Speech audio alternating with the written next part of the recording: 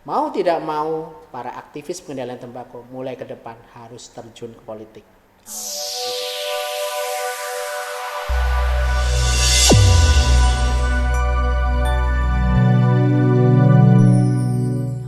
Itu alternatif yang terakhir ya.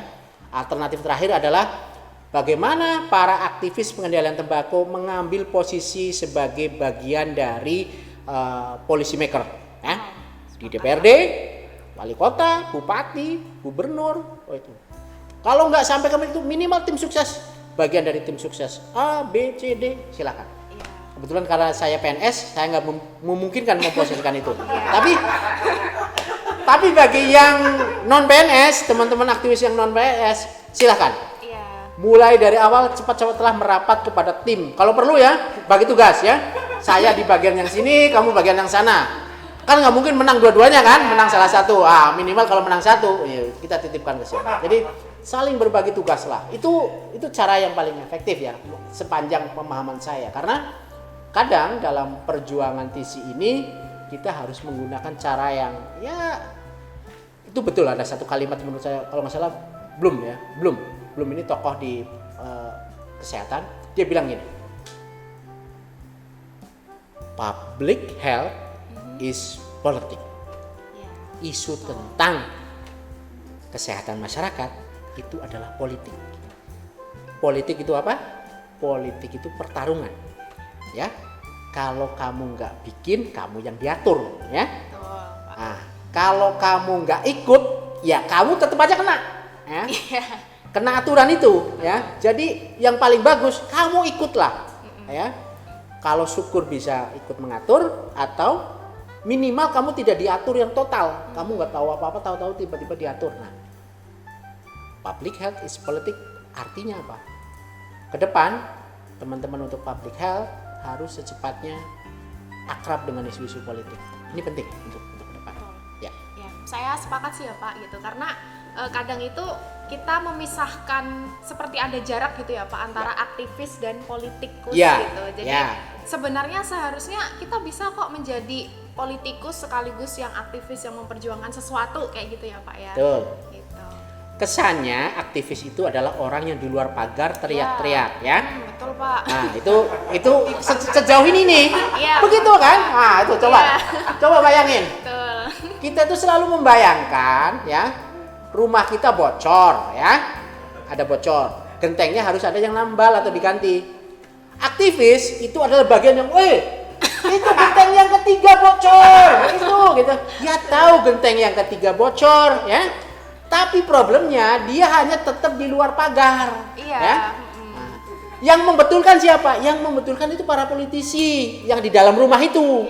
Nah, problemnya yang di dalam rumah itu nyari tangga nggak ketemu, tangganya udah patah.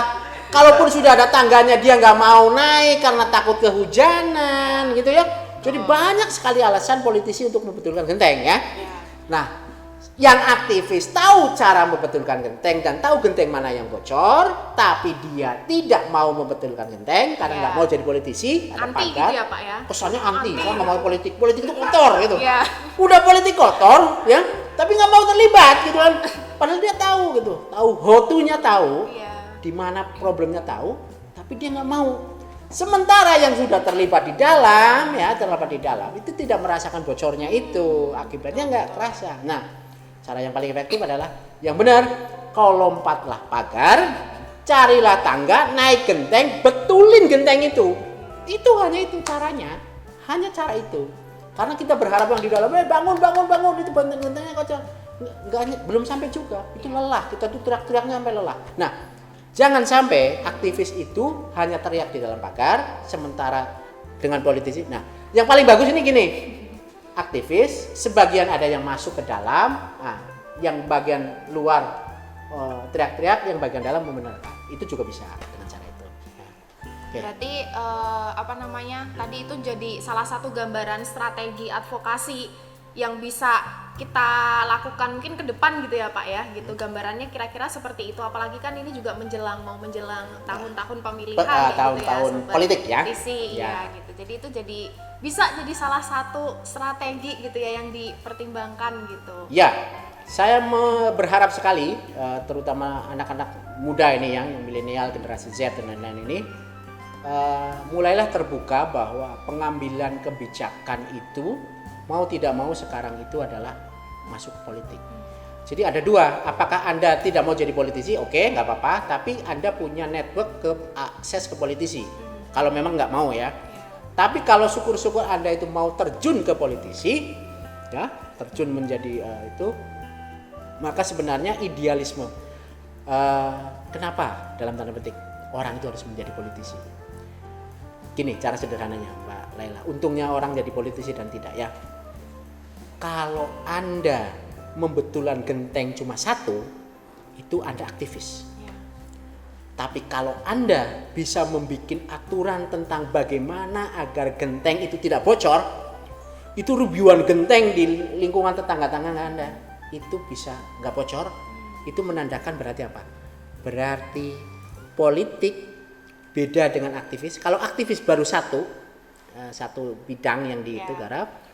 Kalau politik itu bisa ribuan genteng terselamatkan oleh itu. Jadi cara sederhananya, pahalanya politisi jika benar, jika ijtihadnya benar ya, ijtihadnya politisi jika benar dan memperjuangkan suara rakyat, itu pahalanya itu ribuan lipat kali. Tapi sekali politisi itu mendukung kebijakan yang salah, dosanya dia juga gitu. Jadi untuk mencari pahala jadi politisi, pahalanya banyak banget. Sekali rengkuh 270 juta penduduk Indonesia ikut merasakan. Mama, saya dalam posisi saya ikut mendorong cukai rokok naik, mama ya, politisi itu gitu. Itu pahalanya dia itu langsung langsung masuk surga free pass ya. Kira-kira gitu. Kayak gitu. Kira-kira gitu. Jadi jika Anda mendukung kebijakan yang baik dan umatnya ya, yang halalan toyiban itu ya, yang baik dan yang bagus itu Anda menjadi politisi yang bisa mendapatkan pahala berlipat kali lipat ya. Mirip kayak satu biji akan tumbuh 700 kebaikan biji yang lain. Nah, itu karena apa? Anda menjadi politisi yang baik. Sekali Anda jadi bupati dan bikin aturan yang bagus, pahalanya dia berlipat-lipat ya. Contoh mama, saya kasih contoh walaupun ini itu Pak Jonan ya. Pak Jonan menjadi Dirut KAI menerapkan kawasan tanpa rokok yang luar biasa. Ya. Langsung itu. Saya ingat betul itu waktu zamannya Pak Jonan kawasan tanpa rokok di kereta, ya. Dulu yang namanya kereta ya ini yang orang-orang Depok mana? Orang Depok nih ya. Orang Depok itu kalau naik kereta itu pada naik di atap, ya. Sebutannya ataper, ya. Orang yang naik di atap. Tuh. Bener ataper ya. Nah ataper ini naik kereta selalu pada di atas. Ternyata usut punya usut karena memang KRL ekonomi itu dulu nggak pakai AC kan. Pada di atas semriwing kan. Padahal itu bahaya, jatuh ngantuk kesetrum tali kabel 15.000 kV dan lain-lain itu udah bahaya banget ya. Udah bahaya. Apa yang dilakukan sama Pak Jonan? Pak Jonan langsung pokoknya kita bikin seluruh kereta AC. Gak ada kereta ekonomi, semuanya AC. Semua suruh turun ke bawah. Pada waktu itu penuh banget. Tambahi lagi frekuensinya, tambahi lagi keretanya kan. Jadi semakin sering. Apa akibatnya? Akibatnya terjadi perubahan ini yang ini. Perubahan behavior. Tidak ada orang lagi yang naik ke atap ya, karena diasingkan. Nah, dua yang menurut saya paling bagus dari dilakukan Pak Jonan adalah dia sanggup mengedukasi perokok dalam tanda petik perokok yang susah sekali diatur di Indonesia di kereta nurut. Ya, ingat. Pada waktu itu Pak Jonan memohon kepada singkat saya Marinir ya. Di Marinir itu berjaga di stasiun ujung kanan paling ujung sama ujung yang paling kiri gitu. Apa yang dia lakukan Marinir? Untuk berdiri saja memegang senjata pakai baret ungu ya, berdiri. Apa yang terjadi? Nggak ada yang berani merokok. Orang Indonesia itu ternyata usut punya usut. Kalau ada yang ngawasi baru taat. Jadi ini mirip dengan edukasinya dulu ketika zaman undang-undang lalu lintas ya, undang-undang lalu lintas Balela belum lahir pada waktu itu 91. Saya jadi mahasiswa UIN Jogja itu ikut demo di Polresta dekat Gedung Agung itu. Saya ikut demo pada waktu itu. Ya, karena apa? itu pertama kali kewajiban helm diterapkan tahun 91 pas mahasiswa Unjuk itu pertama kali. Oh pada waktu itu demonya apa coba Mas Lela ya, pada waktu itu bilangnya gini, ini pasti ada konspirasi antara polisi dengan pabrik helm. Nah ya. Ini ada konspirasi antara polisi dengan pabrik helm katanya. Loh kenapa waktu itu? Ini pasti agar orang pakai helm, agar beli helm ya, beli topi proyek helm topi itu dulu dibanting sama Pak Polisi itu, pecahin itu biar orang itu suruh ganti helm. Usut punya usut mengedukasi orang Indonesia itu dengan susah sekali, ya. Ternyata untuk orang itu biar taat itu apa? Pada waktu itu di setiap perempatan dikasih patung polisi. Iya. Patung polisi bentuknya kayak gini ya. Ya masih ada ya sekarang ya. Dan selalu namanya itu apa? Wibowo, ya? Wibowo ya, kayak gini ya. Apa itu fungsinya? Fungsinya itu adalah kalau ada orang naik motor nggak pakai helm, tiba-tiba apa? Tiba-tiba dia lihat Pak Polisi di depan, ada polisi berhenti. Ditengok masih berdiri, tengok masih berdiri. Polisinya lama banget. Sampai pada akhirnya dia tuh jalan kaki ke polisinya. Tuh dia, patung. Nah, naik motor besok, gitu. Besoknya lagi dia naik motor lagi, begitu dilihat ternyata apa? Ternyata betul di belakangnya polisi patung ada polisi beneran. Apa artinya? Orang Indonesia itu kena razia baru dia taat. Itu Pak Jonan itu pahalanya banyak itu, ya. Pak Jonan itu pahala jariahnya itu banyak sekali itu. Berarti kita harus menjadi Pak Jonan Yes, berikutnya ya Pak. Yes, ya? itu yang saya maksud. Jadilah Anda Jonan-Jonan yang berikutnya ya. Jadilah Anda Pak Jonan yang berikutnya. Yang bisa mengubah perilaku ya. Melalui aturan sekaligus mengubah mindset masyarakat. Ya, ngubah mindset, ngubah perilaku dan apa yang terjadi sekarang? Tidak diketemukan orang yang merokok di dalam kereta. Ya. Itu perubahan yang luar biasa. Jadi Pak Jonan adalah orang yang bisa menggeser, walaupun Pak Jonan itu dalam tanda petik tidak mengaku sebagai aktivis pengendalian tembakau, tapi Pak Jonan secara tidak langsung adalah melakukan edukasi, regulasi, sampai implementasi dengan baik pada waktu itu. Jadi salut pada Pak Jonan ya, luar biasa telah mengubah perilaku perokok di kereta. Saling membayangkan, andai Pak Jonan itu dipindah lagi ya ke Transjakarta, ke semuanya tempat itu jadi KTR semua. Jadi Pak Jonan ini perlu banyak orang lahir. Perlu Pak Jonan banyak ini ya diduplikasi ya Pak diduplikasi. ya. Ini Pak terkait untuk pesan-pesan untuk teman-teman muda Sobat Isi nih Pak. Nah kira-kira apa sih yang bisa sobat-sobat generasi muda ini tuh lakukan gitu untuk berkontribusi dalam hal pengendalian tembakau ini juga Pak? Oke, baik. Minimal ada 3 hal yang bisa dilakukan oleh para Sobat Isi ya. Yang pertama, jika Anda sudah kenal rokok ya, dalam tanda petik kenal, tahu, dan kebetulan jadi merokok, nasihat saya cuma satu, berhentilah merokok. Berhenti merokok pasti lebih baik, pasti lebih sehat, pasti lebih hemat ya. Berhentilah Anda menjadi perokok dan berhentilah mentransfer uang Anda kepada orang terkaya di Indonesia. Berhenti aja ya, berhenti. Karena apa yang Anda sumbangkan hanya membuat pabrik orang terkaya di Indonesia itu jadi lebih kaya. Udah berhenti ya. Menurut saya itu nasihat yang paling efektif. Yang kedua, bagi yang belum merokok, jangan pernah beli rokok, jangan pernah mencoba rokok. Kalau ditawari rokok dari teman, minimal nggak usah mau.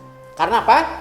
Karena berarti Anda sedang menginvestasi diri Anda, badan Anda ya, untuk selalu sehat.